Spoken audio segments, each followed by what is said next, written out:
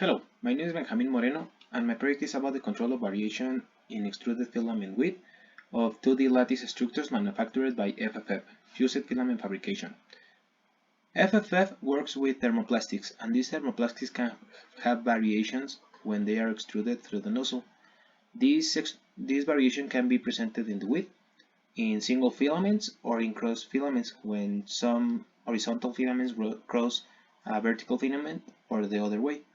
This can cause variations also in mechanical test results, differing between the mechanical analysis and the mechanical test result.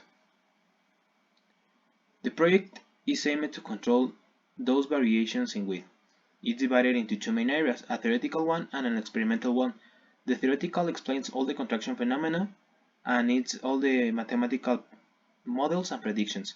And the experimental part is the material characterization and all the samples manufacturing, working with FFF process parameters and see how they can affect the width, if they have a real effect on it or not.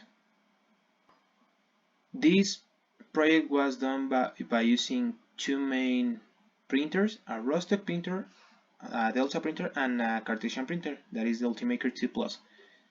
The samples were made following a design of experiments. They were printed and then analyzed in an optical microscope by measuring in micrometers in order to see how the filament varies in the horizontal axis. And this will tell us if the parameter have an influence in the extruded filament width or not. If the parameter have an influence, this parameter can enter the mathematical model that can explain how the width behaves when some process parameters are changed.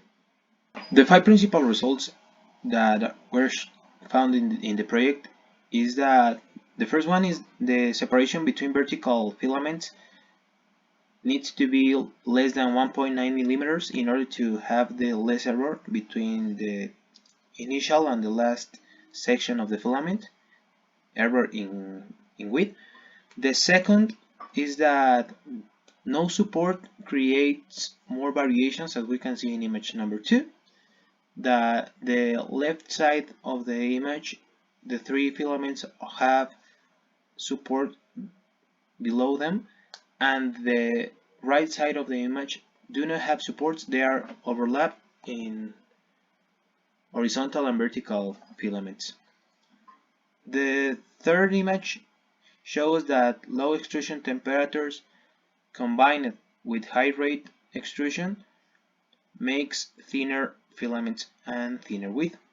The fourth image shows that the direction of printing from -y to y has more variation and more defect in the lattice structure.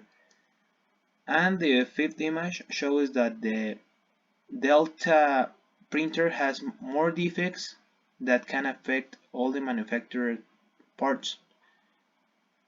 And with all of this, we can see that in the graph that temperatures between 205 and 210 degrees Celsius are the ones that can give us the less variation in width, even though they have an increment between the nozzle size and the filament size.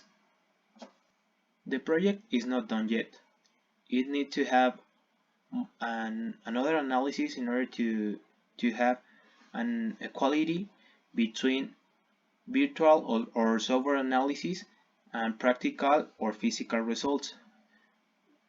We are expected to find this equality with a nonlinear model by adding rheological properties of the materials used, that are PLA, ABS, and polycarbonate, to the nonlinear model in order to have a more control of the material with process parameters,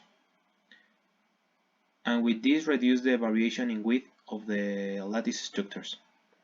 Thank you.